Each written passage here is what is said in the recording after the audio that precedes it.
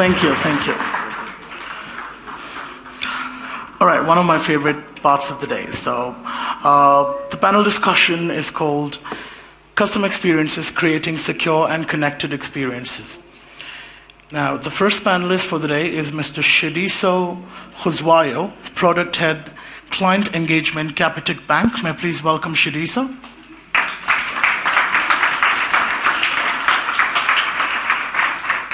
May I now request Mr. Gavin Moss, Head CIB Payments Technology, Standard Bank,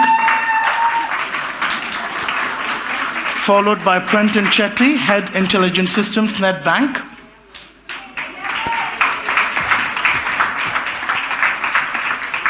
Do we have Prenton? All right, the next panelist, Charity Chitalo Mwanza, CEO, Digital Paygo.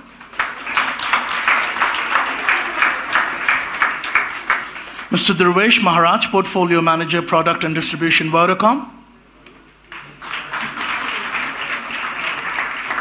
Finally, Cheslin Jacobs, Chief Commercial Officer, Time Bank.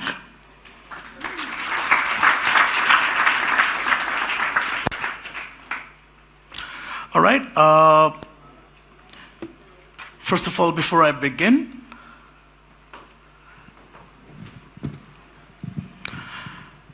a 1-minute introduction by all of you, on the topic and what do you think about the topic? Who's pro, who's against, who likes it, who does not? Creating secure and connected experiences. I'll go, no problem. But yeah, I think it's probably one of the more important things. I know we often talk about technology and product and stuff like that, but at the end of the day, the customers who we create all these things for. So the amount of value the amount of value customers derive from what we do, I think is the ultimate measure of success. So how you package and present that, I think, will become increasingly important as businesses grow. All right.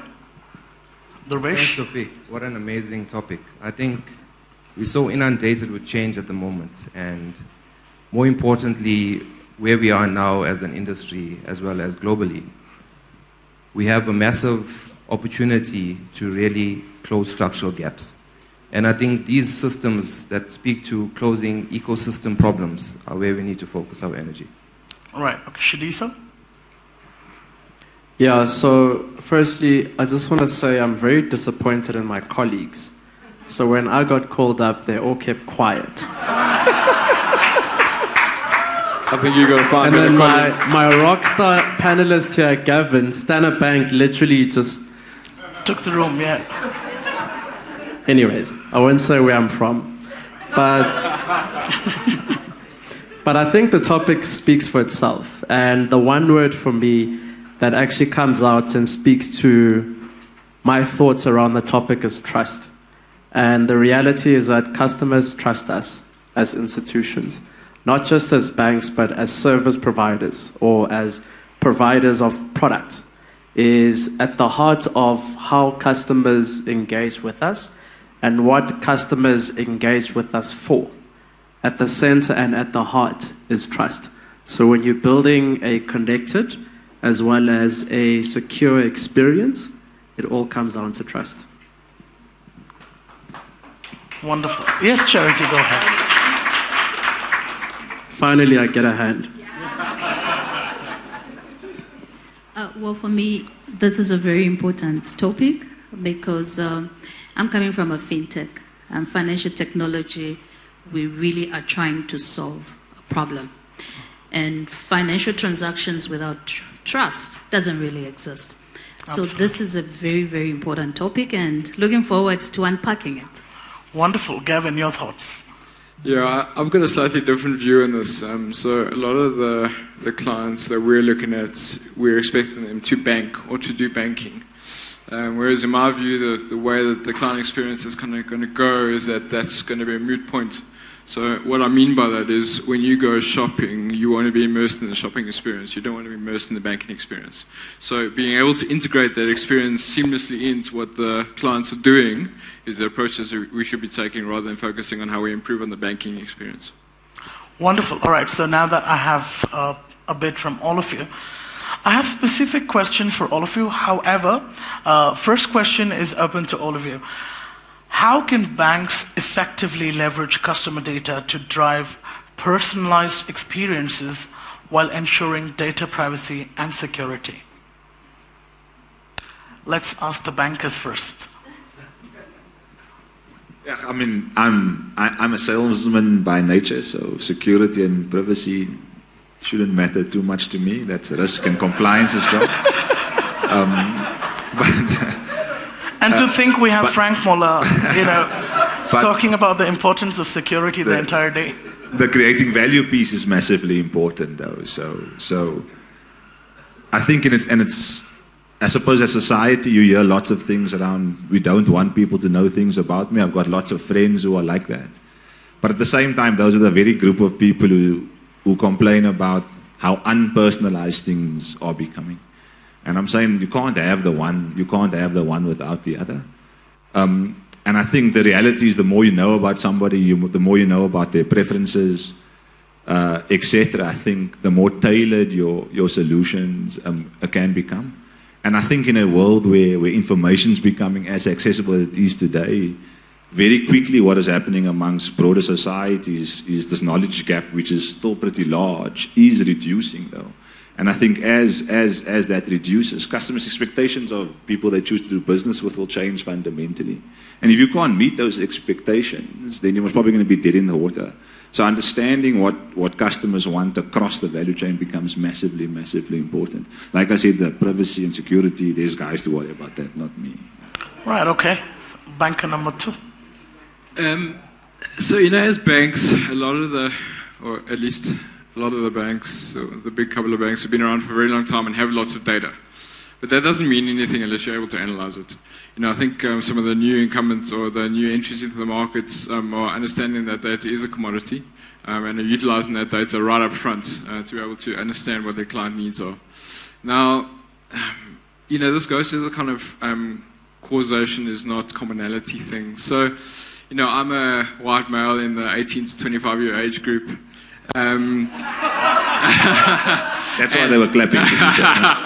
And, I don't particularly want a spray and pray marketing approach where some products may be available to people who are similar to me, where you're looking at maybe a 5% uptick. I want to know that when I'm searching for going on holiday, I want something tailored to me that's going to be like holiday insurance without blurring the boundaries between data privacy and those kind of things.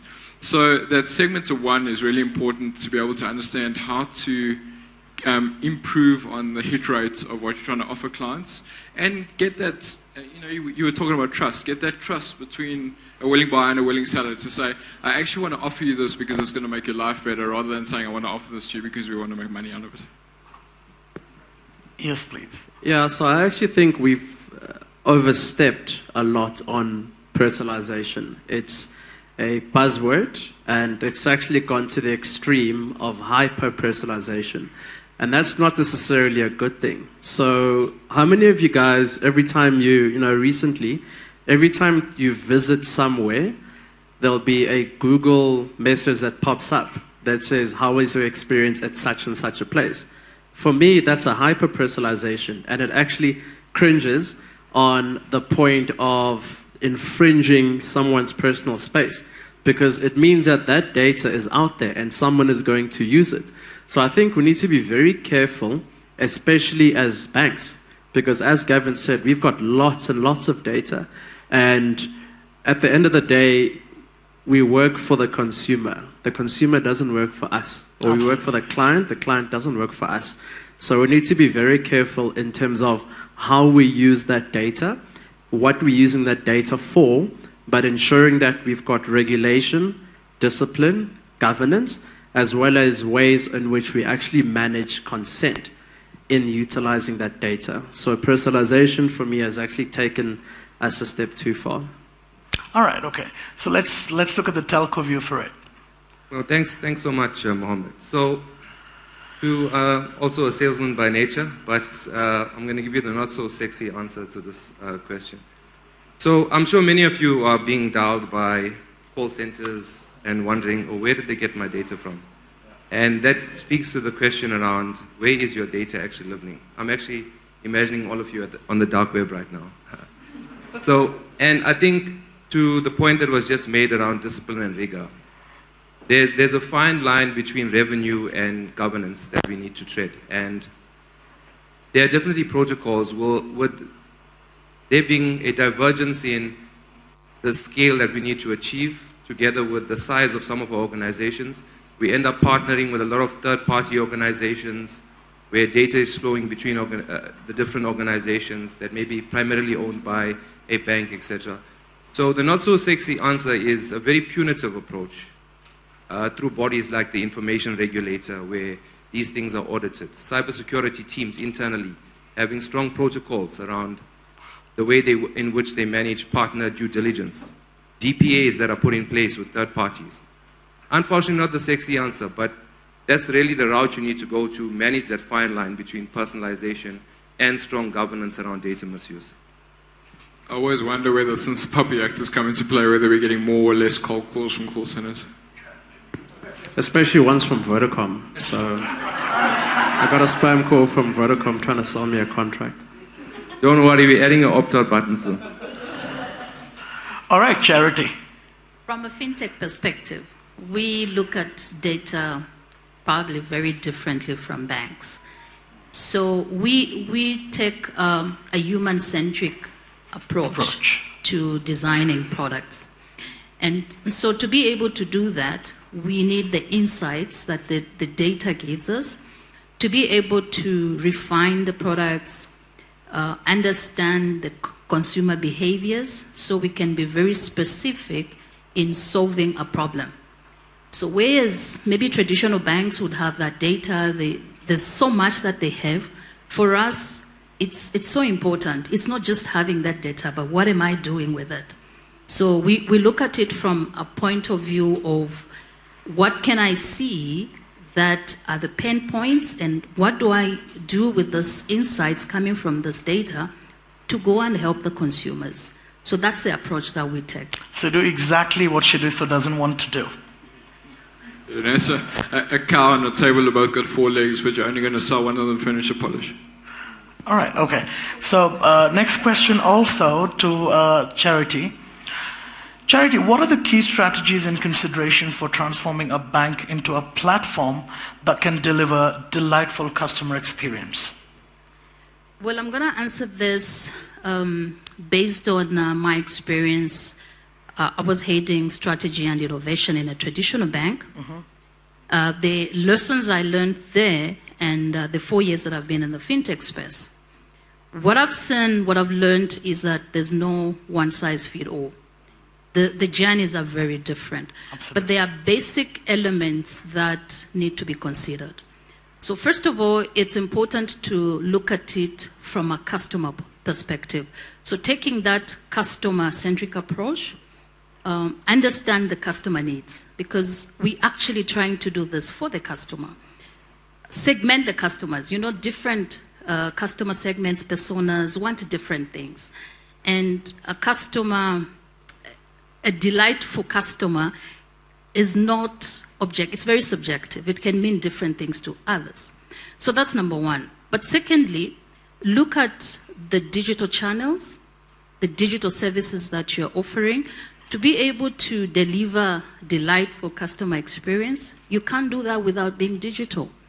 So, and that agenda really needs to be incorporated in the entire organization. So adopting a very innovative, agile culture is very important, because that culture entails continuous improvements, not just in the technology and the systems, but in the people, processes to be able to do that. A colleague was talking about data management. I also think that is very important, because you can't transform your platform if you don't have a strategy on how you're going to manage the data. Some banks, traditional banks, would know with all the intentions, good intentions, they would struggle. So hence, collaboration. It's important to work with ecosystem players like ourselves as fintechs to help build up platforms that support APIs, for example, co-create products, and be able to just learn from an organization that looks at customers from a totally different perspective. So for example, what we've done with a traditional bank in Zambia, I run a fintech. We partnered with Zanaco, which is one of the biggest banks in Zambia, to try and digitalize the smallholder value chain. So we take a mobile-first approach to strategy, and we then developed a mobile platform, which is really a virtual farmers market, as it were. So that is able to bring in market access, linkages, value-add services like weather insurance, but we support the bank because there are certain things that the bank would not do at the last mile that we are able to do. And so we have now a caseload of about 100,000 farmers. Now the beauty is that we bring in our agility, our innovation, and the bank brings in the expertise. And together we've been able to digitalize that value chain, and they're able to deliver very, very good customer experience. So that's an example of a strategic partnership that would help. Also probably helps leverage the bank's existing customer base. Exactly. And just the expertise. All right, okay. Anybody from the gents? I mean, I think market context becomes really important, right? So I think in the example Charity made is that they're solving a real day-to-day problem, call it for the farmers. And I think you take a market like South Africa, there are so-called established norms, and you then take the typical South African consumer to kind of break that norm. It's not the easiest thing to do in our market, right? So the question is, what does that journey look like to assist that customer creating what I think we perceive to be the so-called new normal? I think Kumaran was talking about what his normal is and how far that is from, I suppose, what a very typical South African's day-to-day life would look like. And I think that's why that market context becomes really, really important. And you know, and I always go back when I started working in banks 15 years ago, and when I told my mother in Cape Town I'm going to work for a bank, and her question was, which branch? But that is what is considered norm. And I'm like, no, I'm going to the big bad building in the middle of the city, you know. And displacing those behavioral norms will require a lot more work than just creating fancy technology. You know, it's a journey. You have to walk with that consumer, because trust was mentioned here. That's what they trust. They trust the brick and mortar structures. They trust the fact that there's a human being on the other side of the table who they could have an empathetic dialogue with, etc. So designing that journey, I think the market context plays a massively important role in the approach you decide to take as well. You know, what Charity was saying, where you have a mobile first approach in Zambia, I think is amazing. But also, it's a little bit of indictment on us as kind of technology and banks and innovators in Africa, because, you know, Africa, we jumped the ADSL revolution that the rest of the world had because we didn't have copper cables across the continent. So we went directly to mobile way before anybody else did. But the indictment on us is that we didn't harness that sooner than the rest of the world did. You know, we are doing mobile first stuff now, and there have been pockets of excellence. You know, in Pezzo, with what Safaricom released in East Africa has been amazing. But we should really be further along in mobile development and client experience of the mobile development than anywhere else in the world. And just to add to what Charity said, I think this morning Shadrach mentioned from an event I picked up in Ghana, one of the keynote speakers mentioned you either collaborate or you die. A conventional bank today needs to look at how, you know, you can collaborate probably with a fintech or a technology firm to grow further. Yeah. And you know, what I'd like to add as well is, and I come from a traditional bank, I've always been in traditional banking, is we need to actually know our roles. One of the biggest challenges that we face, especially when working with these big strategy consulting companies, I don't know if there's any in the room, but there's this misnomer about banks being a technology company or banks being platform companies. Banks are not that. Banks are banks, and they should continue being banks. They're very good at banking. They are not technology companies. Technology companies have far bigger budgets in terms of R&D expenditure. So we shouldn't actually try and compete with technology companies. And I'm a big proponent of software as a service, for instance, as opposed to try and customizing your own build, even though that's a debate we can have offline. But essentially, banks do need to know their place, and I think the collaborative approach makes sense. So collaborating with fintechs also know their place. And technology companies also know their place. And so we should rather try and collaborate and be orchestrators of solving for a client need or for a human problem, as opposed to us as banks trying to be everything, because we've got the budget and we work with these fancy consulting companies that charge us an arm and a leg to come up with these fancy strategies on massive PowerPoint slides. With the consultant's approach aside, what do you think for a conventional bank like yourself, right? A bank will remain a bank for a longer period of time if you do not take support from, let's say, a fintech or a technology firm? Sorry, can you repeat the question? Do banks need to rely on technology firms or fintechs in order to, grow further? No, definitely. Yeah. Definitely, in order to stay relevant. But you shouldn't also forget who you are as a bank, or lose sight of what is it that you're actually strong in. At the end of the day, a bank plays a specific purpose in society. They are a deposit-taking institution, and they manage a balance sheet, and they play a very important role in people's lives. But in order to continue evolving in servicing a client needs have evolved as well. And we do need to be more than a bank. And in order for us to really solve human problems, it's not just about a savings product that we sell a client or a loan product that we sell a client, but it's about whatever need that that client has, and how can we as banks play a role, whether it's providing that platform, providing data, collaborating with the fintech, collaborating with technology companies to actually solve that client need. So banks better remain banked, and they should not become bank tech. No new words required now. Yeah. Yes, Charity. Yeah, I just wanted to mention, I think with the trends in embedded finance, we agree that banking will always be there. There'll always be a bank, but it will show up very differently. Because what we're seeing is, I need to make a payment. I need to invest.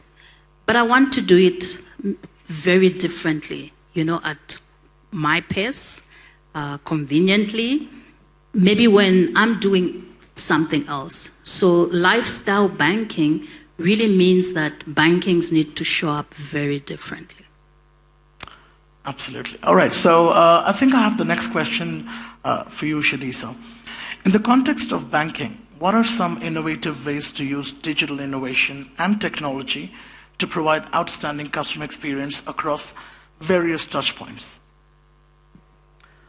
You gave me the easy question or the hard question? Well, that's for you to pick. So when I think innovation, for instance, because that's the means in which you've mentioned delivers amazing customer experience, a lot of the times we actually confuse innovation with creativity or coming up with something new. Whereas innovation doesn't necessarily have to be linked to that. Innovation could actually simply mean simplicity. It could simply mean taking an existing process, reimagining it to actually simplify that client's journey or deliver those wow moments of client experience. So there's many use cases globally, and I'll use WhatsApp as an example. WhatsApp was not the first instant messaging platform. Absolutely. There were many, many, many before. And MSN, maybe for yourself, because you're 18 to 25, you might not remember. But there was MSN, there was Google Talk, there was Skype, there was a whole host of other instant messaging channels. But what WhatsApp did... You never stuff before Snapchat? No. But what WhatsApp did is it purely simplified messaging because it put it on a mobile phone. They did make a mistake because at some stage I think they were charging $1 for a very brief moment in time, but essentially it did the basics right. So all these things now that you see around stories and being able to do video calling, all of those things were actually overwhelming the client with the other messaging platforms, whereas WhatsApp just simplified to really focus on what the client needs. And another use case, which is closer to home, there's this bank that I might work for. I'm not sure what it's called, but it's the one where there's going to be a lot of queues tomorrow at the ATMs. Okay. Because it's payday. And the next day, and the next day. But the use case behind that bank is, once again, the focus was simplifying banking. The purpose of the innovation behind it was simplifying banking. And simplifying banking was coming up with a single product, coming up with a platform that actually did exist in the branches, but reimagining how that engagement happens between the customer, the client, and the branch consulting, as well as all of us having black cards. I mean, how awesome was that, right? Is everyone is equal. I love the fact that Capitec has gone a different approach to branch banking, because the rest of the banks are looking to close down branches as fast as we can, because everybody thinks that CX is digital. But it's actually not. The client experience is more than just a digital experience. Yeah. And I'm so glad that there are people thinking differently in the industry to continue with this. Yeah, exactly. So it's both physical and digital, as opposed to just purely digital. But that's on the innovation side. And then essentially then, what that leads to, when you think about now the client touch points, is there's many different touch points where a client interacts with us. So if I use the bank as an example, there's a telephone call, there's email, there's our digital channels, which could be internet banking, could be the app, could be the website, there's social media, there's WhatsApp.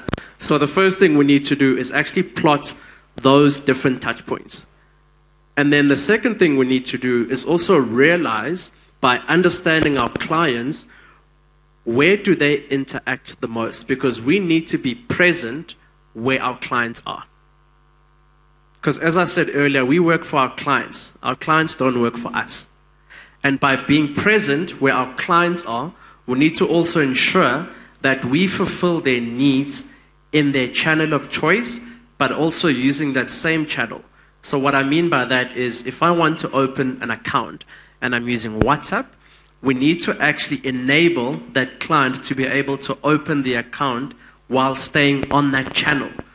Because it's the worst experience if you start an engagement on one channel and then you get deflected to another channel, and then you get deflected further to another channel, and then that drop-offs, and then you get a reference number, you call back, and it's just, you're taken all over the place. So identify all those common touch points. Make sure that you are actually servicing the client in their channel of choice. And ultimately, all of those touch points should be consolidated internally in some sort of client of engagement platform, typically your CRM, because you've got the client record and then you've got historical interaction of those different touch points, all reflecting on the client record. I'd like Time Bank to weigh in. Yeah, gosh.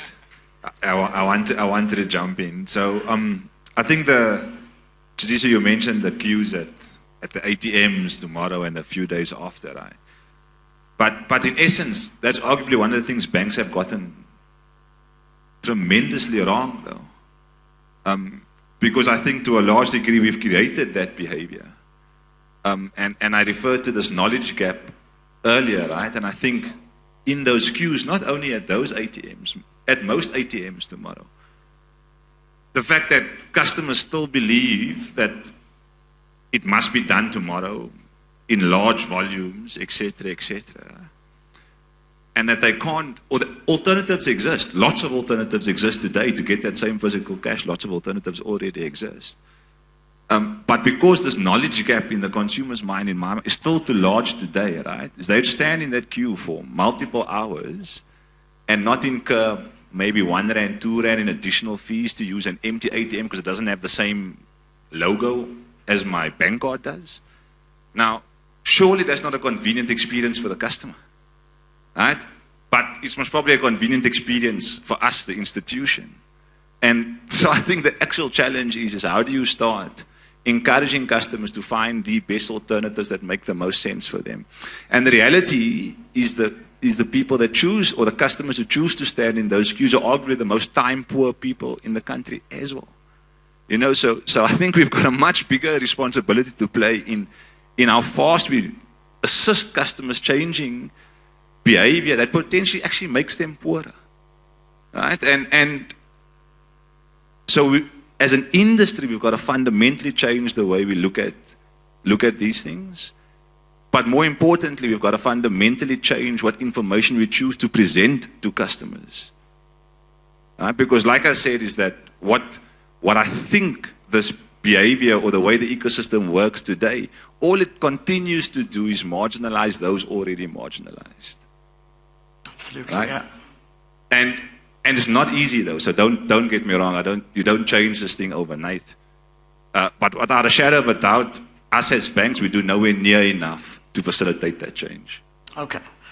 Now, since you mentioned that, there is a queue and people are waiting in the queue just to save that 1 or 2 rands, help me understand. I think educating them becomes a responsibility, right?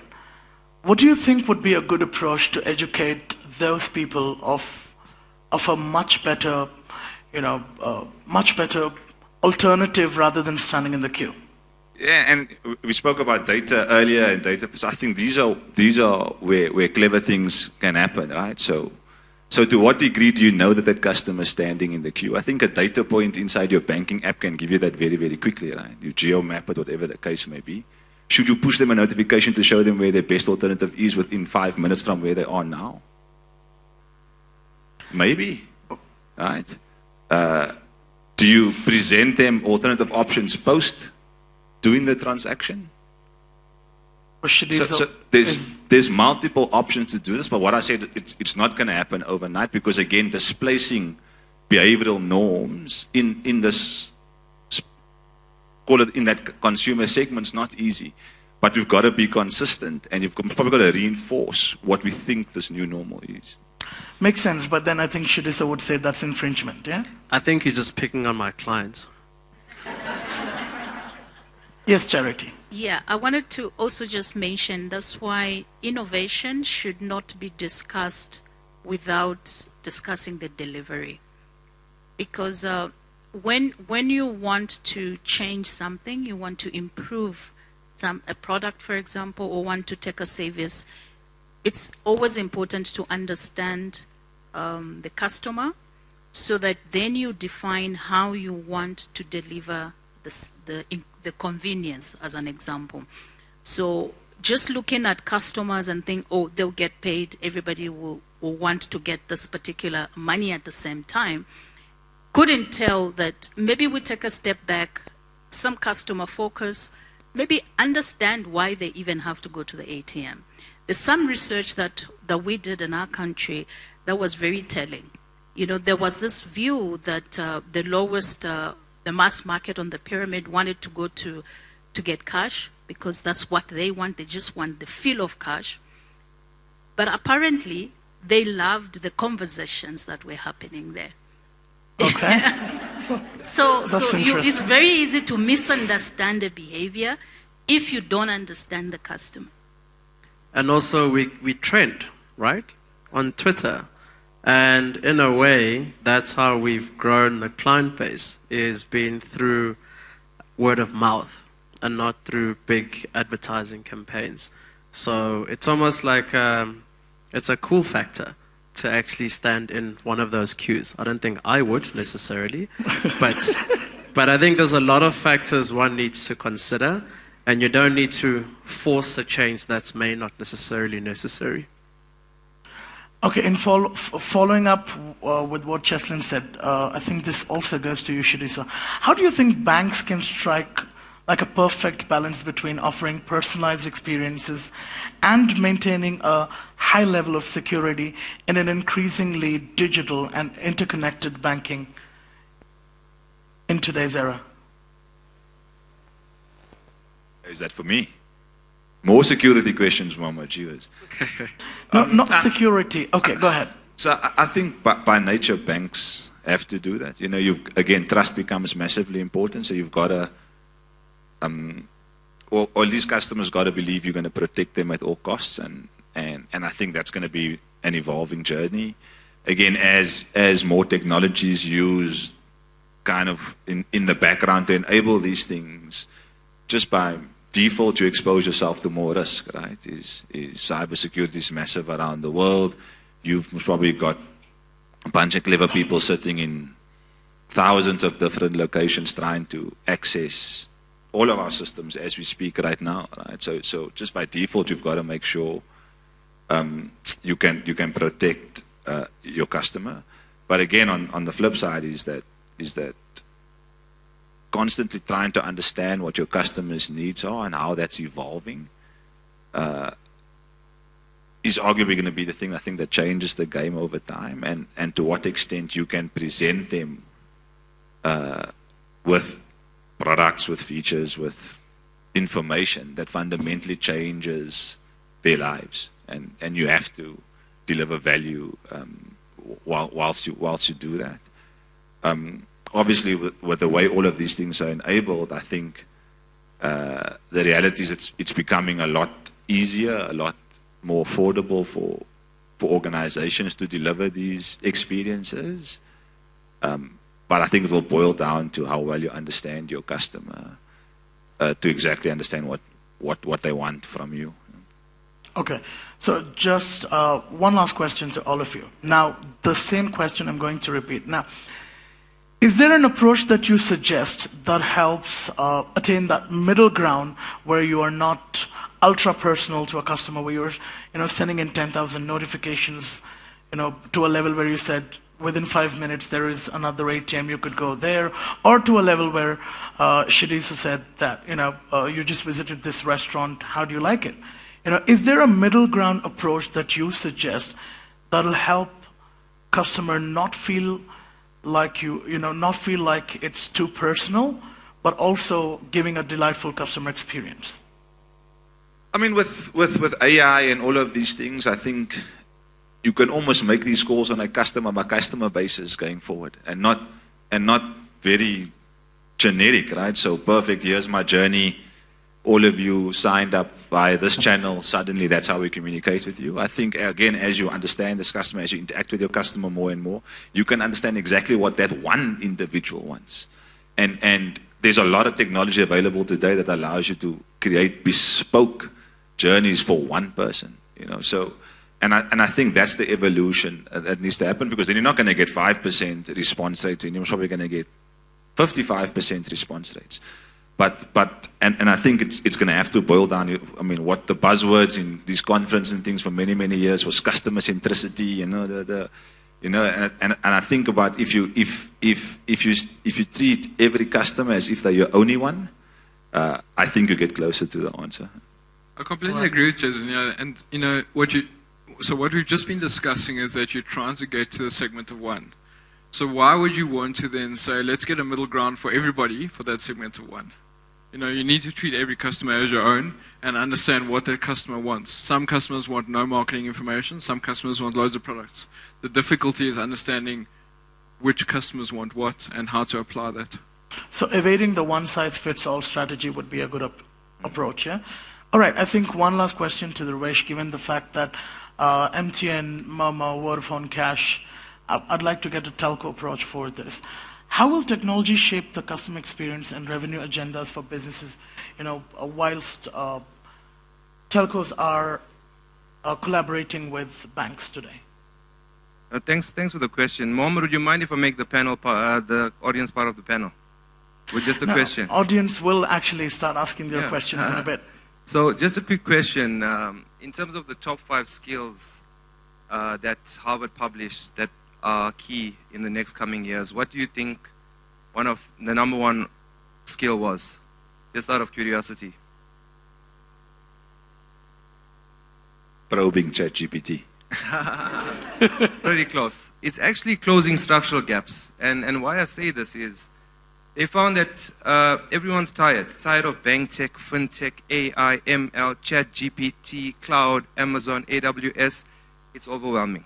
And what I want to leave the audience with, to your question around technology and revenue, is that some may disagree with me, but innovation, change, and transformation can actually be looked at in a framework. And I'll just take a minute to explain this framework. On the outer layer of the framework, you have connectivity. 5G, space-based broadband, 4G, depending on your maturity of your technology real estate.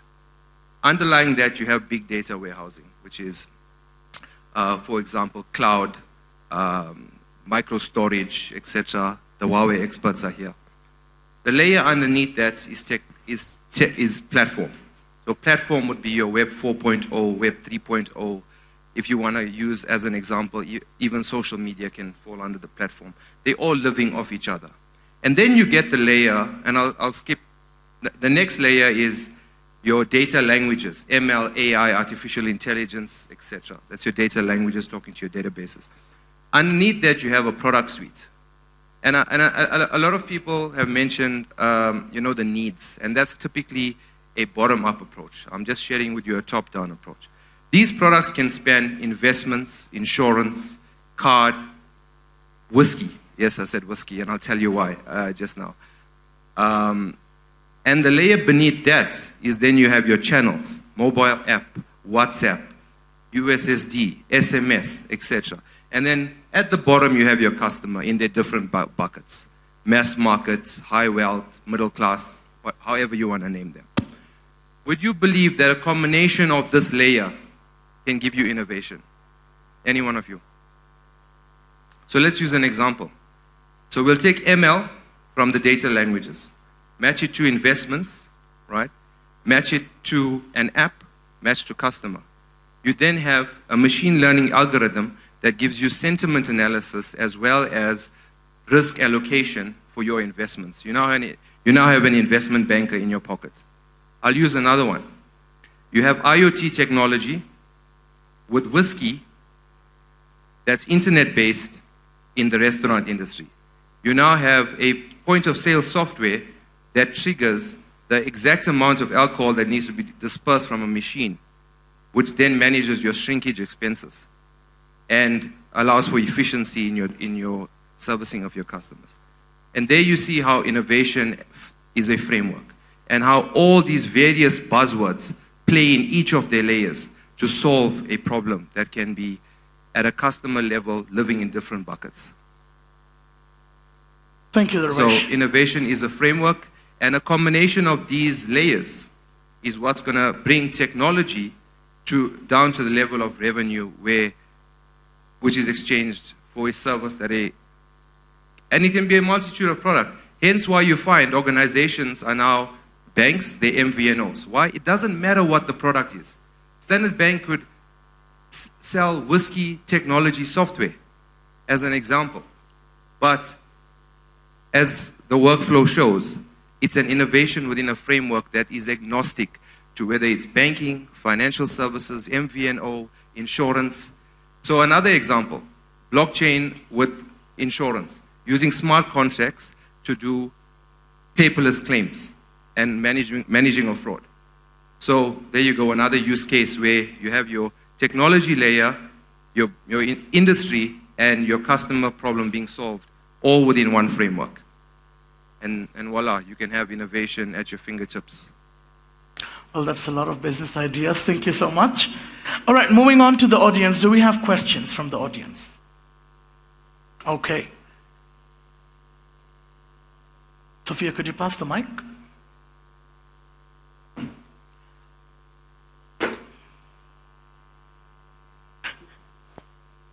Thank you. Do I need to stand or I can? No, I'm good. Oh, you're good.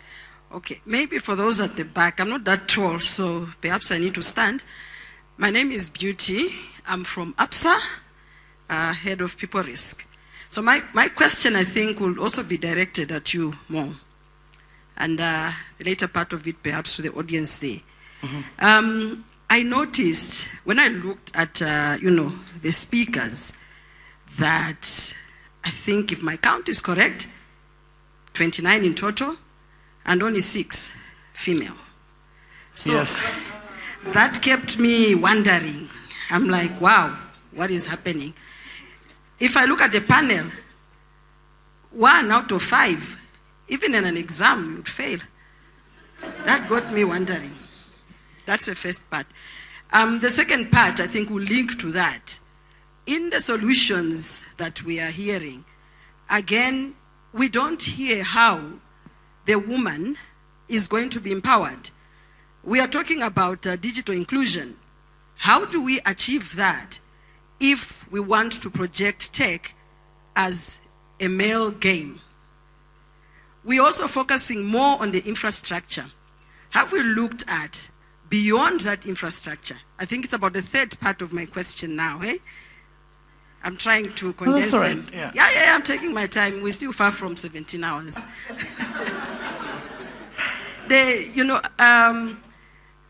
One of the speakers touched a bit on, looking at people and processes. But I think most of the organizations just focus on infrastructure and mainly bringing the system, but we're not taking a step back to say these systems we're bringing, not even to the clients, but just within the organizations, how ready are the people that are meant to deliver? Because remember, we don't have robots as yet in Africa. So we're still relying on people. So I think I'd love comment on that one. Thank you. I think yeah, it's to you. I'll skip I'll it. take the first 2, but No, that first one I had the same view, by the way. Yeah, I mean, again, I suppose as a father to a young girl, I think it's completely valid, but I think it's much larger than the corporate world, right? I think it starts at home, to be quite honest, to a large degree. If one goes back when I was growing up, the reality is my parents, if I didn't have a sister, but I've had lots of friends who did, even at your home, your parents' expectations of a son versus a daughter was different 30 years ago. Right? So I think it starts even there, not only, I think, in corporate institutions. As a business, time bank, it's something we think about all the time. We see it in our customer numbers. We're female-dominated in our customer numbers. We employ today about 1,200 what we refer to as ambassadors, and they are all previously unemployed youth, 75% female. So these are conscious things you have to obviously think about, but also you have to got a process in place to accommodate. But I think it's much bigger than just what's happening in this room. Just take the audience, for example. It's no different to the speaker statistics, just browsing through the audience. And I think it starts at home versus what I'm telling my daughter every day. And she knows that it better be the other way around when she's my age. She should be sitting here. But I'm teaching her those values today already. So yes, but I think business has a massive responsibility in catalyzing that change. But again, I don't think that's going to happen overnight, because I think there's so many other structural issues that have come before that needs to be addressed as well. Yeah. I can pick it up. Being a woman, running a fintech, driving digital financial inclusion. What we see is there are barriers that are societal. And so as an organization like ourselves, we're very deliberate to invite the women. You get to appreciate, say, the mobile solutions that we deliver. To a woman, convenience is very, very important, especially if you're dealing with a rural woman. So our farmer base is mainly rural. And so you get a woman that has 99 jobs. There's so many things they've got to do. So expecting them to go to a bank miles away to go and do whatever transaction is unrealistic. So it starts with understanding the life of a woman that you want to empower, appreciate the pain points, then provide a solution that speaks to the lifestyle. And it is not one person, one organization, because there's certain things in communities, KYC as an example. You get a situation where you find a lot of women don't even have the basic requirements to open a bank account. And so that is where fintechs are sort of bridging that gap, because we sort of get like KYC, we can go in the community, look at the community leaders, they're able to identify these women, and we provide them basic entry to the financial system.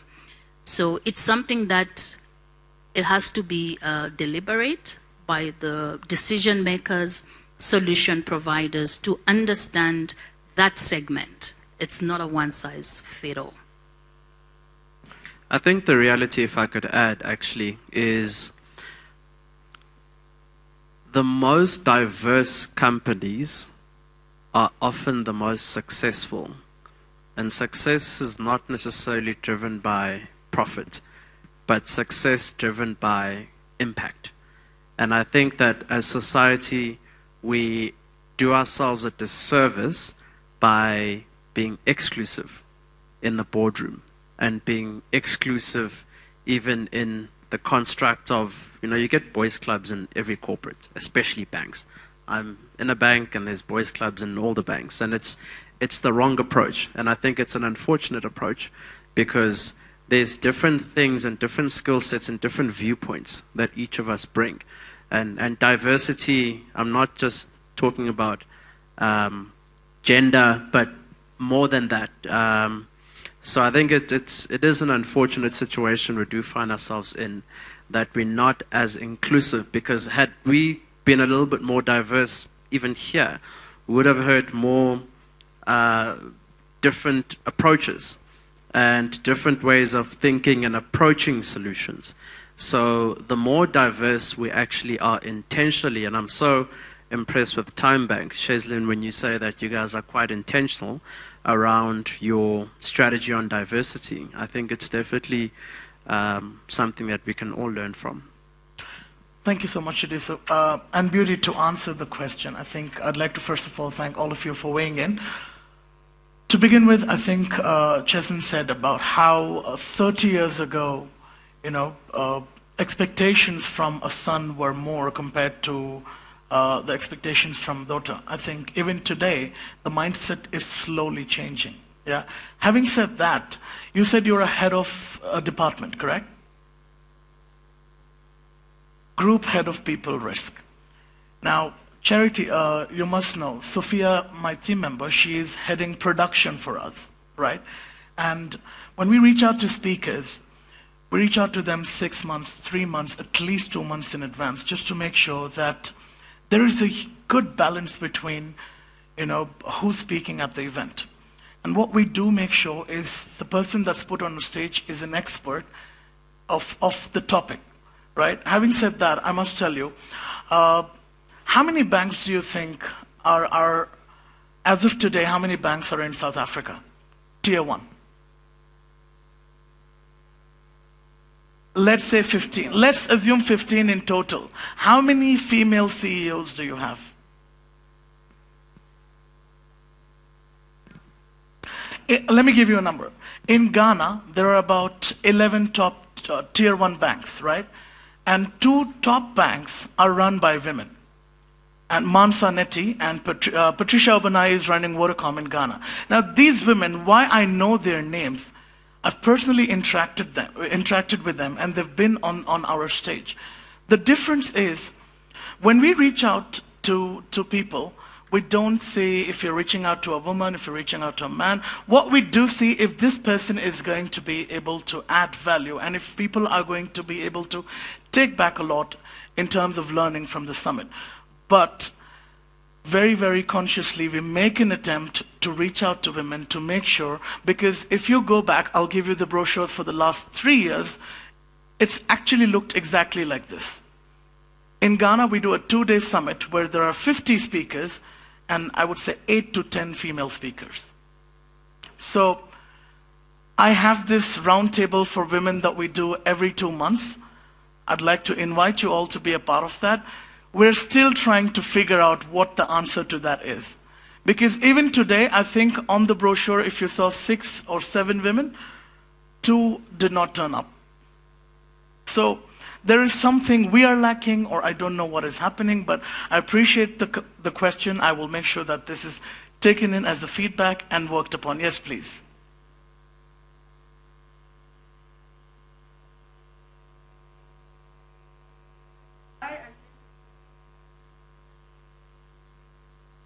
Thank you. I'll do that. Yes.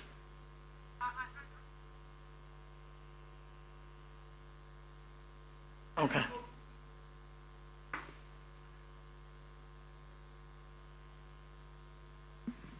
I think the comment that I want to make, there's a lot of harvest in all the layers. You know, I like the example that you made to say innovation is around, you start with connectivity, you don't go down. I think you need to explore the layers because there's a cream that is sitting there that actually understand the realities and they can connect these layers together to come and give a powerful presentation here, and they're not removed. They actually engage a lot with that customer, and they engage a lot with the solutions, and they give to those that are higher up, and that is where the harvest is. I would like to be invited to the round table, please. Definitely. Thank you so much. Okay, well, at least you've got 2 speakers next year. It makes our jobs easy. Thank you so much. Thank you so much to all the panelists. I think to wrap up,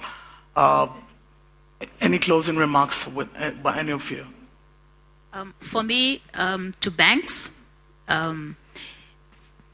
when you begin to play in the ecosystem, 1 + 1 is not 2. 1 + 1 is 3. But remember, you've got to partner. So if you don't collaborate with ecosystem players, you won't create the value. So we all have different expertise. When banks and fintechs come together, they create magic.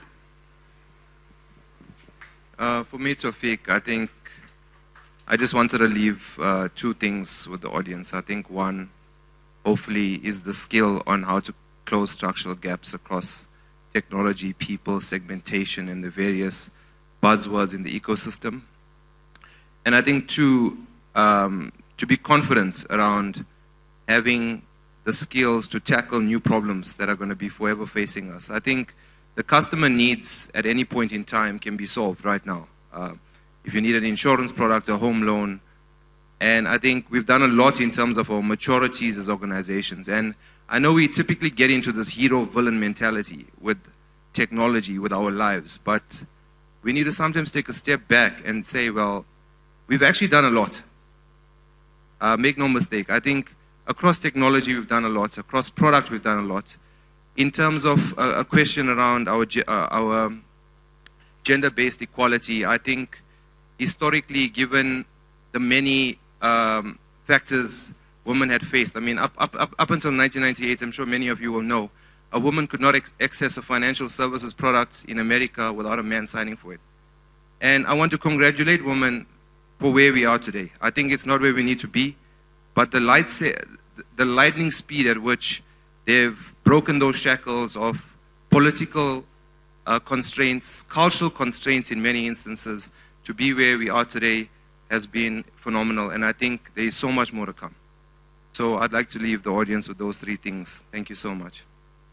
I spoke enough. My kids' bed and bath time is fast approaching, Beauty. I also want to be at home for that. So I want to say. Well, one for me, so I mean, we have been talking about reimagining client experience today, and client experience for me really should be a inside-out rather than an outside-in approach. Now, this sounds counterintuitive, but what I mean by that is very simple. You've got kind of 3 concentric circles of a what, a how, and a why. Now, often you're going, for example, the what is we have a credit card that we want to sell you.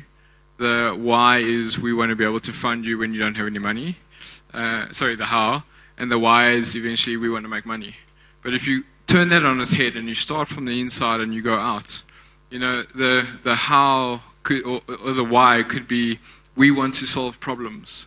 The why, sorry, the how is we would like to sit with you as a client and understand what your problems are. And the what is, perhaps coming out of that, there may be an opportunity for funding for you. Okay.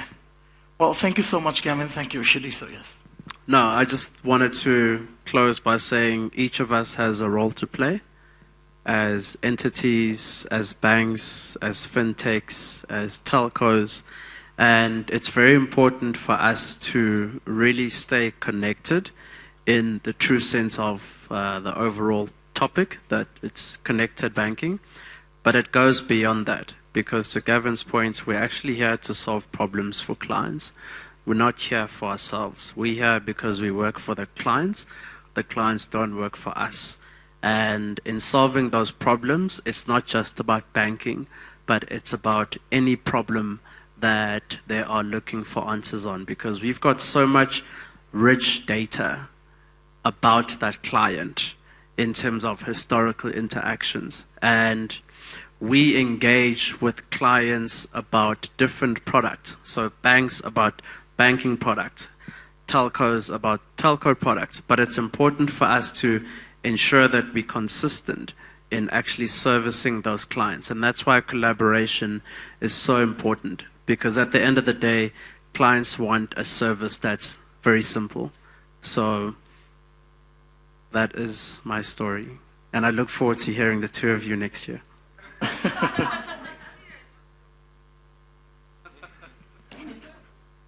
Well, thank you so much. So I think closing Charity and Tshedisho, and pretty much all of us agree that collaboration is key and the way forward, yeah? Thank you.